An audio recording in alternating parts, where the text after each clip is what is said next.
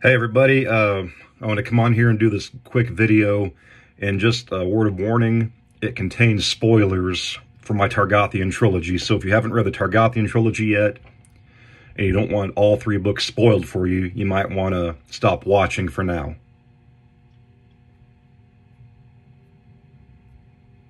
Okay. If you're still here, that means either you've read the three books of the Targothian Trilogy, or you don't really care about spoilers. All right, you've been warned. My next book I'm working on, I decided to revisit the Targothian universe. Now, granted, all my books take place in the same reality, but you know what I mean.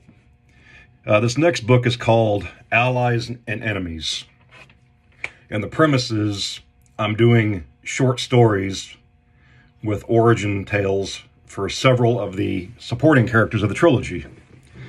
And Allies and Enemies means that there's going to be some of the allies of Sargus and some of his biggest enemies in the trilogy too.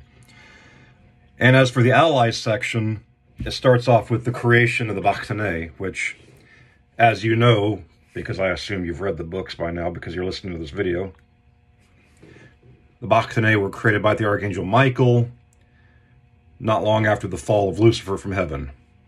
And it gets talked about a little bit in the trilogy, as you know, but this is going to be a more in-depth occurrence of how the Bactanae were created and the trials that came after that, you know, because you can't create something with that much power and not have it be a bit corrupting in some ways. And the next one I'm going to do for Allies is Helsing, which is based off of Abraham von Helsing. And, you know, all the Dracula stuff is public domain now. But I don't really cover too much about what you read in the classic lore. My Helsing is a lot different. He was a Bactanae, but he was from Earth, entirely from Earth, which is rare that they would actually take somebody like that and put him through the trials. But this was done a long time ago. He's around 950 by the time he shows up in the Targothian Crimson Death. He's known by reputation, you know, he's pretty famous, but it'll be the first time Sargus meets him in that story. But I want to touch on how he became Bactanae, what his background was on Earth. And then also, of course, I'm going to do a story about Teak, who you know is the love of Sargus's life. And then he loses her tragically, but then she reincarnates. So I'm covering that, and also about Timber, spelled T-Y-M-B-E-R, for the Targothian Knight, who again dies, but he reincarnates, and Sargus meets him later as Timber, T-I-M-B-E-R. And then he, you know, recognizes both of them as being the people he knew in the past, and they're reincarnated from the original Targothian souls. Next one I'm going to do is Rasmussen, which I named him after my cousin, Chris. That's his last name. And of course, you know, he's a Continental Ranger in the time of the first book, and by the time Sargus liberates Targoth, he merges the Imperial Guard and the Continental Rangers together to form the KOT. And then the last Allies story I'm going to do is Sargus the Ancestor. Because as you know, my Sargus named himself after his ancestor, who led refugees to Earth 1,000 years prior. And considering that he went back in time 500 years, 1,000 years before that meant, from our point of view, it was 1,500 years ago. But, you know, I don't want to get too much on the timeline on that. It makes sense. But it's going to be about how Sargus the Ancestor became known as, you know, the liberator of Targoth. And then there I go to the enemy section. The creation of the Nosferatus, which we call vampires. Which, you know, they were created by Lucifer's people not long after the fall. You know, kind of like they were created first, and so Michael creates the Bactanae to battle that. In the Nosferatus, I come up with the explanation as to why they don't like sunlight. And I'm even going to cover why they can't go into a house invited. The sunlight thing is a pretty scientific explanation, if I do say so myself. They don't burst into flame like in the movies.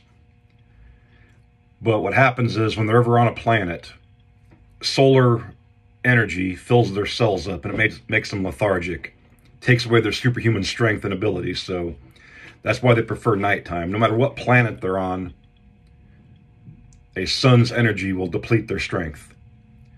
And then, of course, somehow over time it became burst into flames, you know, from the mythology. Maybe they're the ones that came up with that. So where you can say, oh, he can't be a vampire, he's walking around in the daylight. No, he might just be a stoner. He's kind of slow. The next enemy will be Qualdea, the guy that Sargus liberates Targoth from. And after his defeat, he forms, the KOT gets formed. But Qualdea, I'm going to explain how he got to be such a corrupt, vile piece of crap. And then, of course, there's Ghostal, which was Sargus's mentor, that he was friends with until his mentor turned out to be one of the bad guys.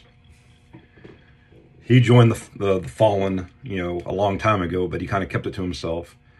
And there's Jim, who was a protege of Sargus, who also was sent there. But he wasn't, corrupted. He was already corrupt when he went to Sargus, but Sargus didn't know this. He was sent there as kind of like a plant in order to, try to coax Sargus into joining the forces of the Fallen. And then there's Samael, who from the circle closes, he's the heir of Arrakis. He's the one that, brings the Crimson Death back for a time. Samael is his given name. And then, of course, it'll be the last story, be Arrakis himself, a member of the council, responsible for bringing the guy that became Sargus into the past and convincing him to join the Bactanae. Arrakis over time eventually reveals himself to be a Fallen, but I'm going to explore whether or not it was always that way, or did he get corrupted? Because you never can tell with the Fallen. It's not that they turn evil and, they change. It's like any other person who joins the other side. They're not necessarily born evil. Circumstances might have pushed them towards it. Good and evil is not always black and white. But I'm also going to cover another couple things in the Allies and Enemies book. In the parallel universe where Sargus finds himself, and there's an evil version of him. In this one, in my time traveling thing, you can alter the future, which would be catastrophic, but most likely it branches off an alternate reality from that point. So in the case of this evil Sargus, which, I know there's a lot of Sarguses here. In this one, Lucifer goes back in time to help his past self fight Michael, and they imprison Michael, and then Lucifer comes back to his own time, expecting to be ruler of the universe, and it turns out things are just the same. He's like, crap, I just made a branch reality. And from that reality, that's where the Bactanae are turned.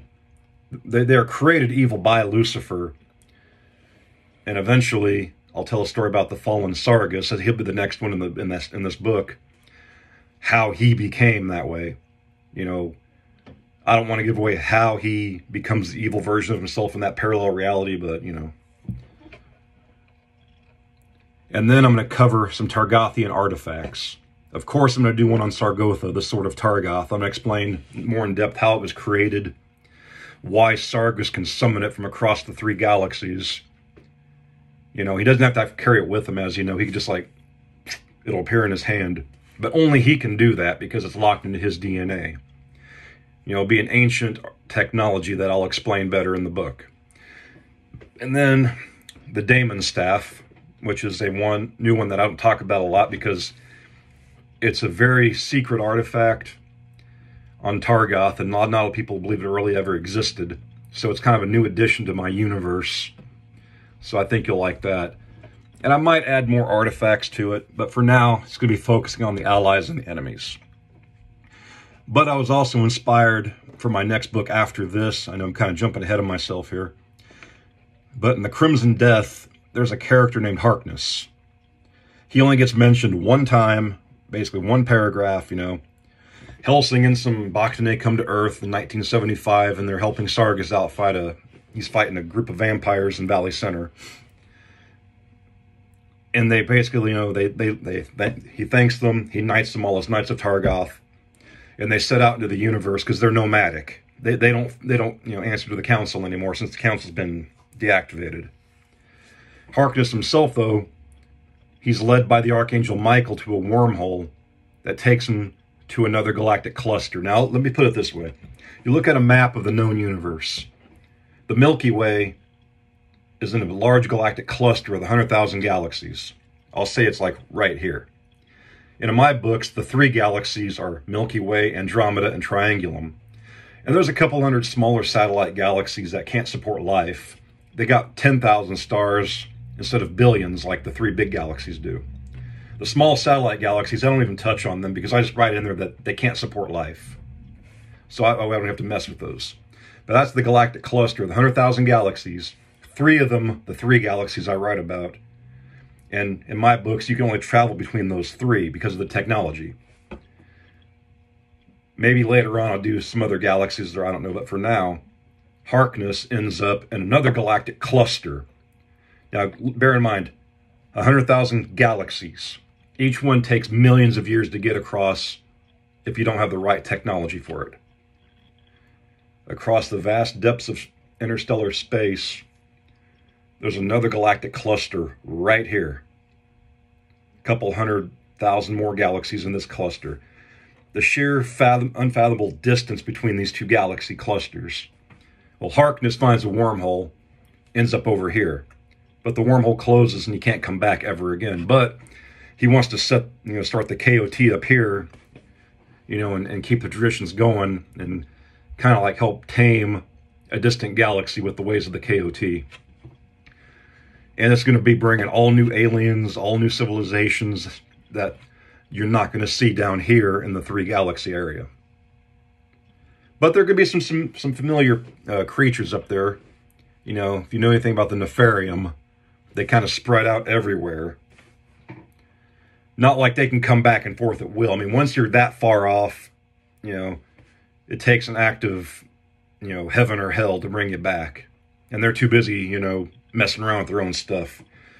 They don't just focus their efforts on the 3 galaxies and Earth, but the books might seem that way, but that's because that's where I'm writing my main stories at.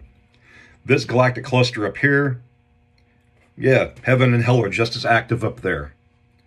So more on that when the book's going to get written. I've just started a brief outline on Harkness. For the meantime, I'm focusing on allies and enemies. So with that, I'm about to get back to work here writing. And I hope you haven't had anything spoiled. Like I said, you shouldn't have listened to this video if you haven't read the trilogy. But, if you haven't read it, hopefully this will make you go, hey, that might be a cool book to read. And right now it's November 23rd, 2020. The first 3 books of the Targothian Trilogy are 99 cents each on Kindle, Nook, and Kobo. I've been running an ebook sale all month. So if you're watching this video now, and if you've made it through here and you haven't read the books, now here's your chance to get them on sale. Maybe you thought, hey, they sound really interesting. I want to check them out. Well, that's it. Just go to Kindle, go to Nook, go to Kobo, whatever. Put my name in, put the Targothian Trilogy in, and you'll find them for 99 cents each. But it's going to end at the end of the month, so now's the time to get it. All right, I got to get back to work. Everybody have a great day.